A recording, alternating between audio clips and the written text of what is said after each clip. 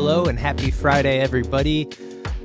There's a lot that's happened this week, so we got a couple things to touch on. So let's just get right into it. So first of all, I want to address first wave orders. They kicked off yesterday to a scarce amount of people. I think, well, a couple people actually reached out to me, showed me that they got their order in. So congrats on them. I really am happy for you guys who got to make your order. That's, super exciting. So I unfortunately did not make the cut, which I take as a good sign. I won't be dealing with markups or anything now, which is a good thing.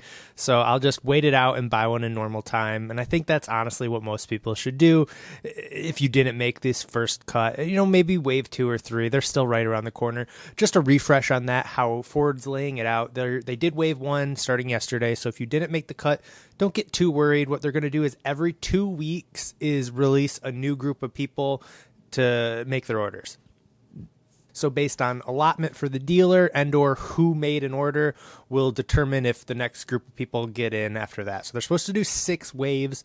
I don't know if that's guaranteed for every dealership. That's not really specific. However, it seems like for most dealerships, there's going to be 6 waves. So I saw one post that someone mentioned that they're going to do, or their wave 1 was only 1 person. So perhaps that's what it was like for a lot of dealerships, but I don't know. I know I didn't make the cut, and I thought I was in wave 1, so I don't know what's going on there, but I'd love to hear if you guys made your order. Definitely comment on that. So that's that for wave 1 orders and getting your orders in. So there's really nothing to dive in except for some people got to finally order.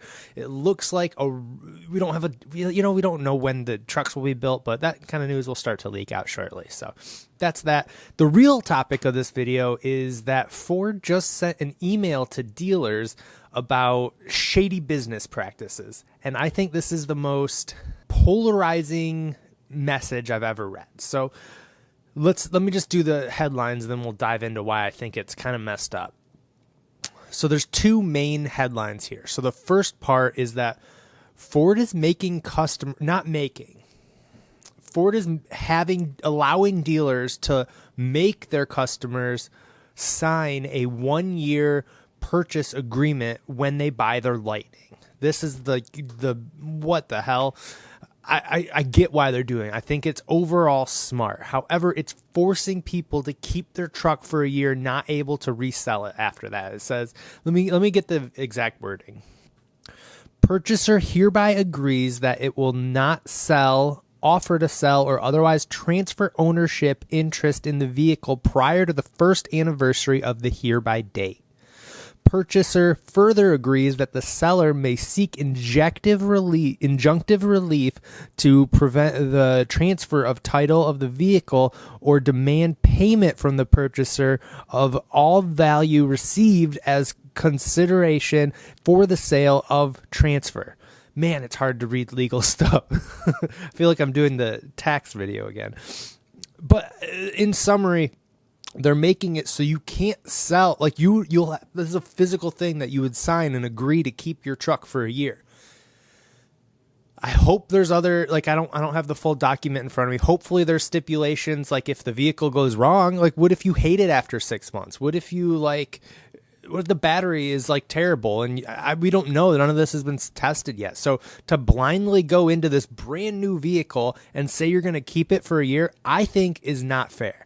I get why they're doing it. Again, it makes sense because they're preventing a dark market of selling F-150 Lightnings for $100K when they should be sold for $70. But Ford's already doing that, so I don't get why that's a big deal. Ford already marked their extended battery up $20K, so what do they care? I know I'm a little salty here, but I'm trying to play both sides of this. So on one end, I get why they're doing it. I want that clear. I get it. It makes total sense. However, average people like you and I who just want the vehicle, what if they did that on the car I just bought? My plan is to keep my car until I got the Ford Lightning. Someone can't do that with the Lightning if they're waiting for their Rivian to come in, let's say, and they get a Lightning while they wait. They're stuck with the Lightning for a year. So I don't know. Take it how you will, but I don't like it. Now, the last thing I'll say before I change subject is I do understand that most people, when they buy a vehicle, they keep it for more than a year, and this isn't a big deal at all. But my only thing that I want to say again is the fact that this is not only just a new vehicle, it's like a new offering from Ford with brand new technology that is semi-proven right now. Like, they've done their internal tests, but they don't have real world application. Like, what if someone who's really excited about this, but it's their first EV, and then they don't actually understand the reality of charging on road trips or all of that stuff, and just the EV lifestyle doesn't fit them, and then they're stuck with this car for a year because they signed something. Again, hopefully there's a stipulation in there for something like that where they can trade it in and maybe not at a profit. I'm sure that's what it will be, but it's just from a headline level, this thing doesn't look great is all I'm trying to say. Okay, I'll drop it here because I think this is a very divisive issue, and I could see it going both ways of people liking this and hating this, but I'm sharing my thoughts. That's what I do on YouTube. Okay, the other main thing that went out, and a pretty big headline if you haven't heard it yet, it was addressing these dealerships that are taking advantage of a lot of their customers right now, which good for Ford for doing something. Although the language in this is very vague and is more of a no, hey, don't do that than enforcing anything. So it's like, yeah, at least they did something. You got to give it up for that. Like, that's all we've wanted is Ford to at least say something about it. That's all I've wanted. I think that's a great first step.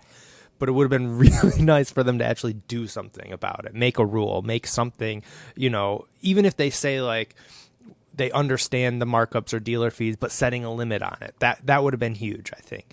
Or like, yes, they shouldn't be marking up. They should just be selling it at cost.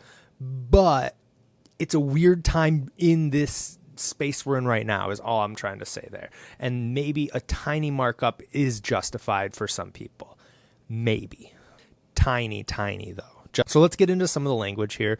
It mentions shout out. I'm reading from Electric's article. I don't have the actual note in front of me because Electric did a great job of summarizing it for me. I'm going to read directly from their website where it says, it has come to our attention that a limited number of dealerships are interacting with customers in a manner that is negatively impacting customers and damaging to the Ford Motor Company brand and dealer body reputation. Yes, good job. Thanks for saying something. Again, that's all I was getting at. But you didn't really say anything either. So they further break it down. Examples of these negative interactions include demanding that customers who are already in the reservation list for the 22 model year F1 Lightning make additional deposits or payments. These actions are perceived as threatening customers by withholding their opportunity to convert reservations to holders. This line is power to Ford. What Ford can do is then limit their allocations. So that could be a big part of it if they, maybe that's part of it. And I hope it is. Like, hopefully Ford will say, all right, if you're doing that, you're only getting 3 Lightnings or 1 Lightning. Sorry, guys. Like, and for the record, the article does say that that's what they'll do. They'll redirect allocations to different dealers. So I don't know. Hopefully that's enough to make customers or make Ford not deal with it. And I also wonder if this is the reason why some of the first waves didn't go out, because a lot of people, so many people have even agreed to these markups already. For me, I'm not doing it anymore. I agreed to it in the past for whatever reason. I don't want to get into it, but I agreed to a markup to get a Lightning. But now that Ford's gotten in, now that I've had some time to think about it, I'm not doing it. It doesn't make sense. It's stupid. I'll still get one. I want one. I'm just going to play it out and see what happens. So that's where I stand on it. And a big part of this was me getting my new car. I won't bring it up again, but I did get a Tesla. I like it a lot. One quick note on that, though, is that's also why I'm dressed for the snowpocalypse. We just got like a foot of snow overnight, and I had to drive around yesterday in the snow, and the Tesla handled pretty well, but I do wish I was in a truck overall. I do see an electric truck as where I'll end up for a long-term vehicle, but the Model Y I have is a perfect Band-Aid until I can get one at an affordable price that doesn't make me go insane, or I'm actually thinking of a Rivian, and we'll see about that too. We could get into that. I do plan on making that video. Please comment if you would like to see that. My new idea I want to do once the news slows down is to break down the pricing for Rivian, the pricing for Lightning, and the pricing for the Hummer, because within the next year, those should be the only available trucks that you can get, electric trucks. And maybe Cybertruck, but there's no pricing to analyze there, and it might not come out. So that probably won't be included in the video. But I think these are like the realistic vehicles that if you were to tomorrow make a reservation on, you'd choose one of those three and you would maybe get it within a year, which is still crazy to think that it'd be a year out. But hell, even a regular Tesla right now is pushed out till November. So let's think about that. I'd love to know if that's even something you'd want to see, but I think I'd like to do the research, so I might as well make a video while I look into it. So that's all I have for today. I really want to know your thoughts. Like, I never usually say, hey, comment, but I really want to know what you guys think about everything that's going on right now. And it's making me go crazy because I see both sides of it, right? Just to recap, like the fact that they're doing the one year mandatory, it makes total sense and I get it. But at the same time, I'm like, if they make me sign 1 year and I don't like this truck, I'm going to be mad. So that's why I'm going crazy, because I see it perfectly, like both sides.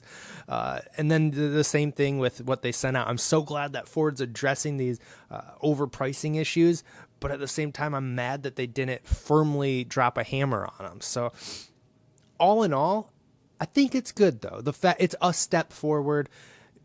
I think Ford's really finally understanding that people don't want to deal with dealerships.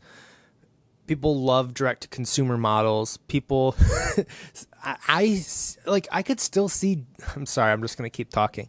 I could still see dealers sticking around as like a service model like Tesla does. Like they still employ like a decent amount of people at their service centers. Like just because you're buying direct to consumer, like you can reallocate the funds without markups and everything. You could still have a service center that you're making money off of. The model still works. It'll just, there's so many laws in place for the current system that we have that we're gonna have to chisel away at that, and it's gonna take a long time. But at least maybe we're taking a step towards that, because it's the worst it's ever been with this, and if that's not enough to raise some flags, I don't know what else is. So I'm sure a lot of you will be relieved that I've came around on this and I'm back to not being willing to pay that. So now this is the end of the video. I'm out. Thank you guys for watching. Have a great weekend.